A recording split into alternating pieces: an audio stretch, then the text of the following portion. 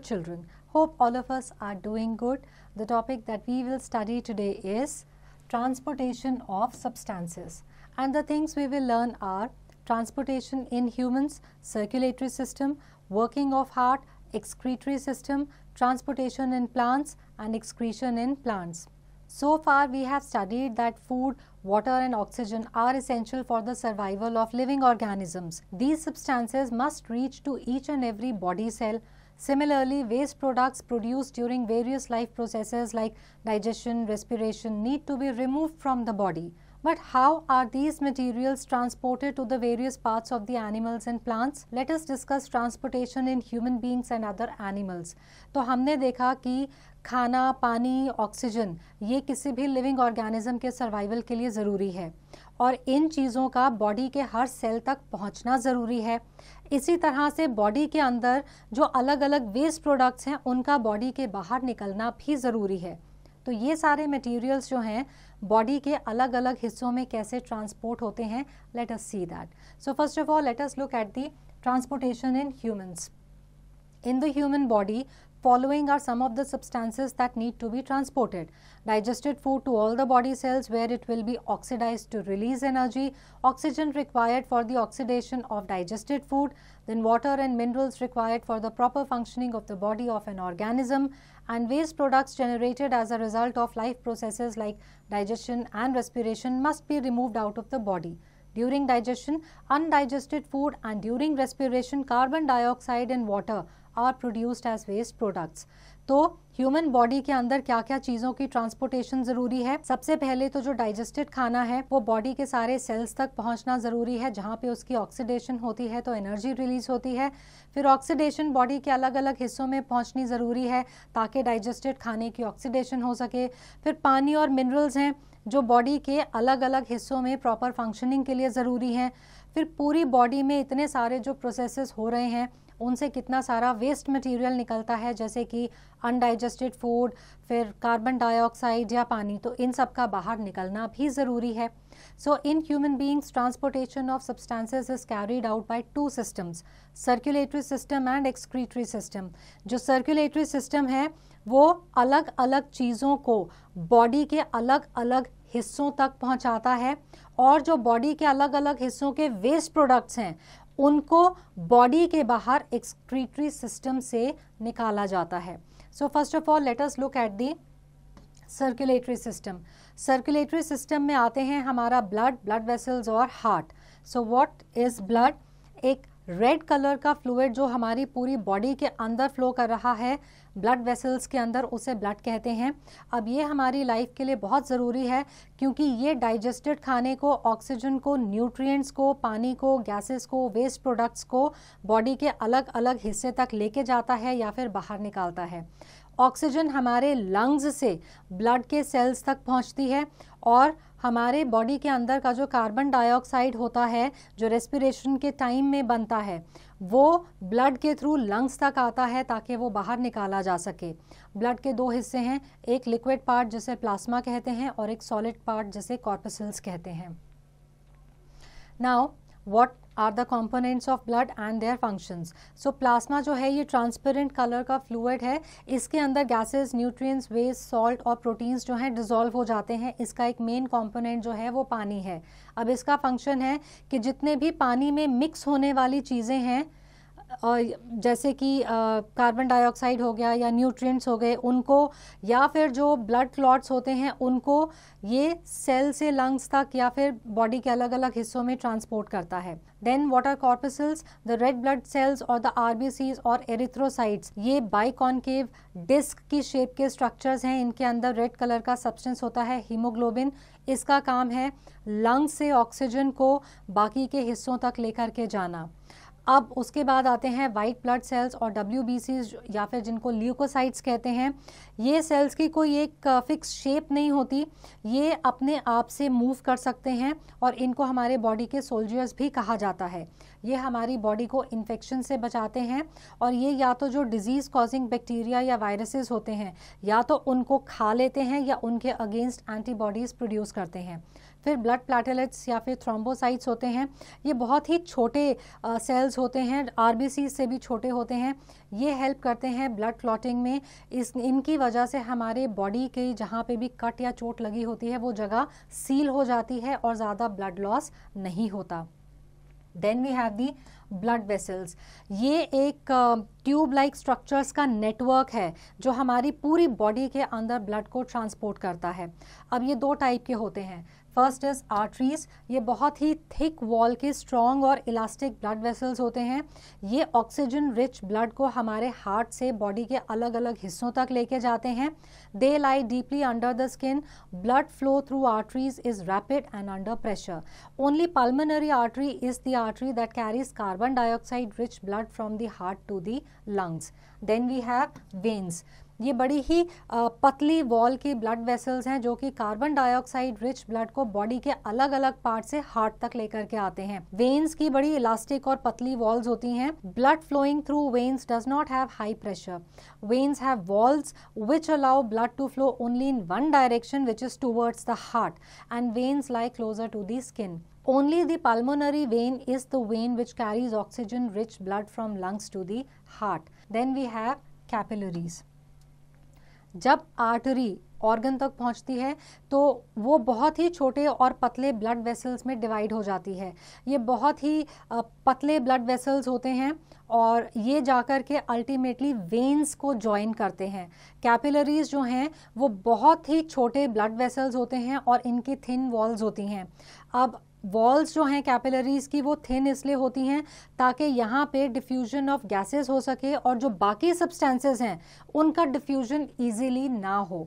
यहाँ पे सब्सटेंसेस का एक्सचेंज जो है बॉडी और ब्लड सेल्स के बीच में जो होता है वो भी कैपिलरीज के थ्रू ही होता है। Next we have the heart.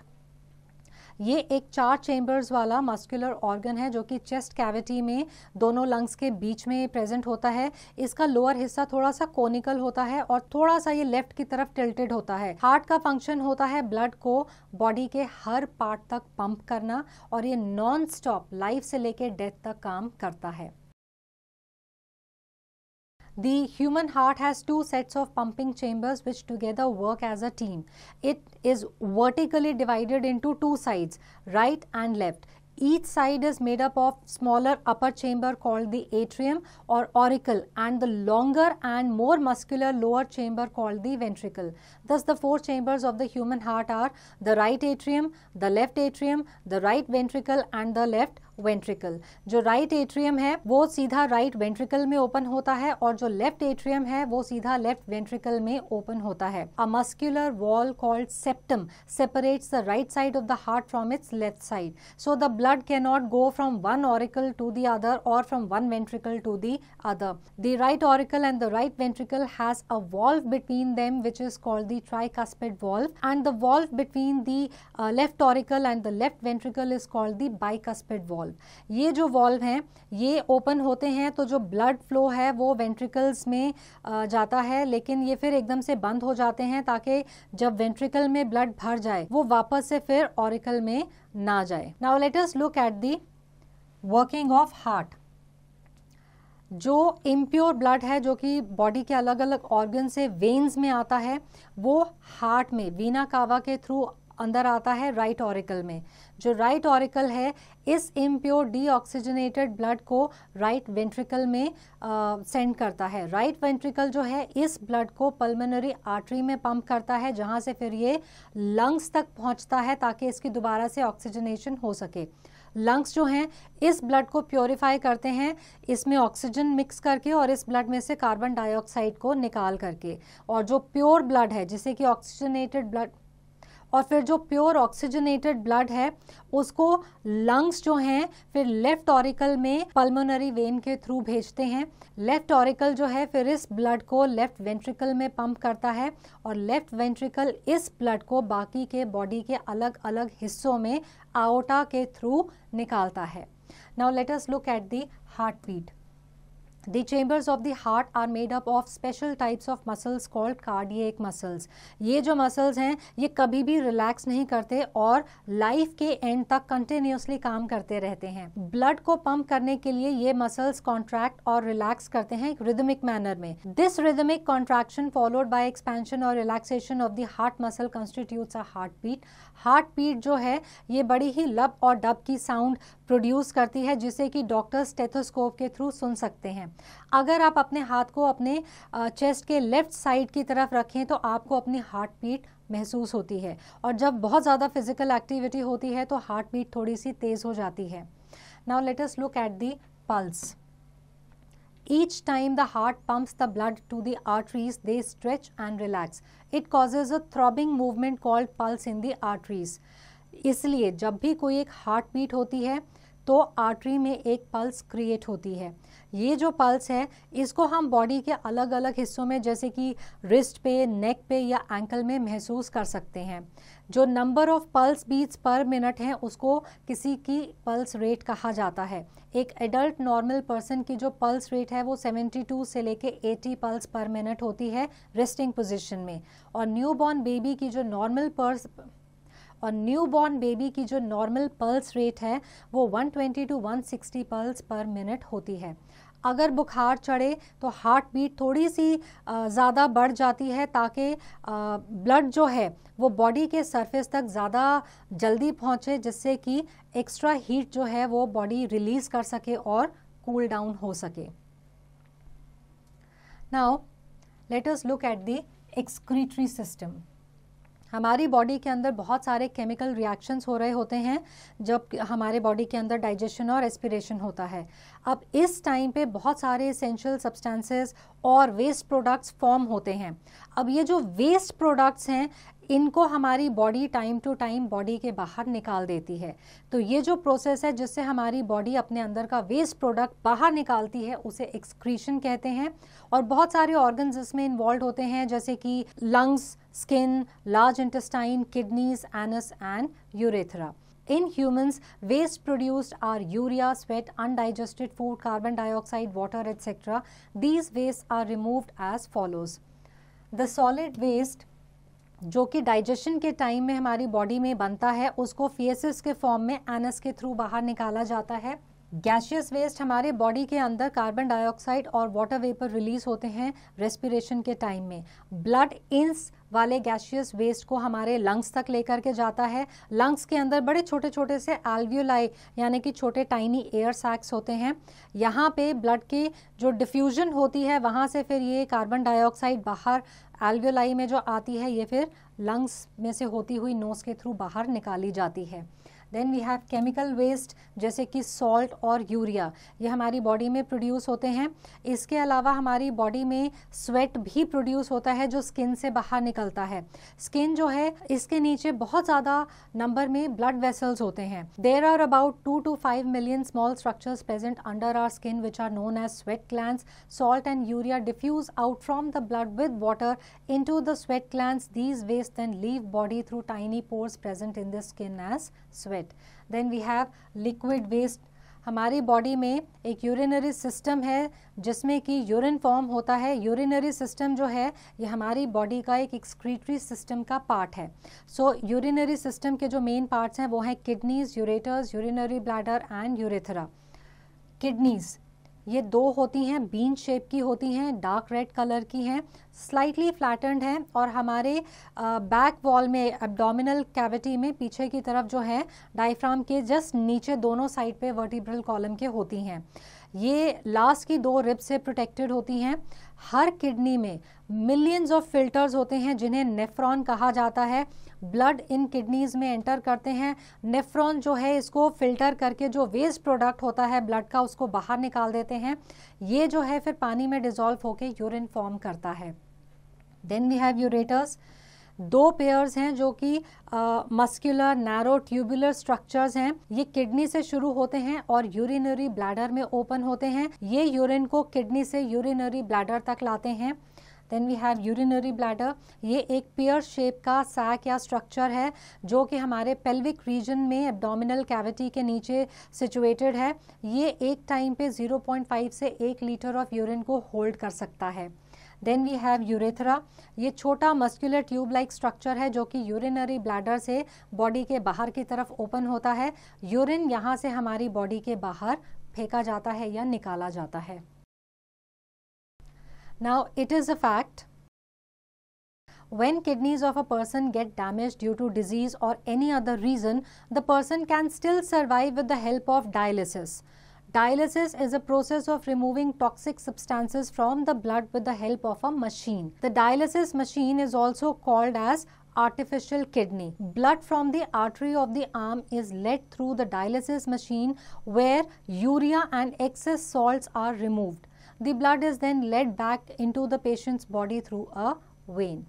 Now let us look at transportation in plants. Plants में भी एक बहुत ही अच्छा डेवलप्ड ट्रांसपोर्ट सिस्टम है जिसको कि वैस्कुलर सिस्टम कहा जाता है। वैस्कुलर सिस्टम में एक ट्यूब लाइक के स्ट्रक्चर्स होते हैं जिसमें कि वेसल्स अरेंज्ड होते हैं। ये रूट की टिप में से जो मटेरियल लेते हैं लीव्स तक लेकर के जाते हैं स्टेम से होते हुए। अब ये दो टाइप के होते हैं, जाइलम और फ्लोएम। जाइलम जो है वो पानी और डिजॉल्व्ड मिनरल्स को रूट हेयर से लेकर के लीव्स तक पहुंचाता है, और जो फ्लोएम है लीव्स में बने हुए फूड को प्लांट के अलग अलग हिस्सों तक पहुंचाता है। Now let us look eight there mechanism. Plants के जो रूट्स हैं उनमें हेयर होते हैं, ये सॉइल में से पानी और मिनरल को अब्जॉर्ब कर लेते हैं। ये मिनरल्स को पानी के साथ मिक्स करके जाइलम के थ्रू होते हुए लीव्स तक पहुंचाते हैं। ये स्टेम्स और ब्रांचेस में से होकर के जाते हैं, और लीव्स जो खाना बनाती हैं फोटोसिंथेसिस के टाइम में, उस प्रिपेयर्ड फूड को फिर फ्लोएम जो है प्लांट के अलग अलग हिस्सों तक पहुंचा देता है। Now let us look at the excretion in plants. Plants में एक्सक्रीशन के लिए कोई स्पेशल ऑर्गन्स नहीं है। इनके लीफ के सरफेस जो है उनमें छोटे छोटे पोर्स होते हैं जिन्हें स्टोमेटा कहा जाता है। अब फोटोसिंथेसिस के टाइम में ऑक्सीजन प्रोड्यूस होती है, एक्सेस में पानी भी होता है। अब ये सारी चीज़ें जो है स्टोमेटा के थ्रू प्लांट से बाहर आ जाती हैं। अब स्टोमेटा जो है यहीं से रेस्पिरेशन के टाइम में कार्बन डाइऑक्साइड भी रात के टाइम में बाहर आती है। जो एक्सेस सॉल्ट होती है वो क्रिस्टल्स के फॉर्म में डिपॉजिट हो जाती है, या तो स्टेम की बार्क में, या फिर लीव्स में, या फिर फ्रूट के पॉड्स में। जो एक्सेस पानी है वो ट्रांसपिरेशन के थ्रू स्टोमेटा से बाहर निकाला जाता है या निकलता है। ट्रांसपिरेशन ये वो प्रोसेस है जिससे प्लांट में जो एक्स्ट्रा पानी मौजूद होता है वो स्टोमेटा के थ्रू लीव्स की सरफेस पे आता है और फिर एवेपोरेट हो जाता है। The water which evaporates creates a suction pull which is similar to the one created by us while drinking with a straw. This suction pull is called transpirational pull. This pulls the water from the xylem cells to the leaves present on great heights. Transpiration helps to cool the plant. Let us do it. To demonstrate the process of transpiration in plants, take a potted plant, bell jar, polythene bag and Vaseline. Water the potted plant and enclose the pot with polythene bag such that the soil surface is covered completely. Cover the entire plant with the bell jar and seal the base with Vaseline. Leave it undisturbed for about 2 hours. You will observe the tiny water droplets on the inner surface of the bell jar. Let us take a quick recap.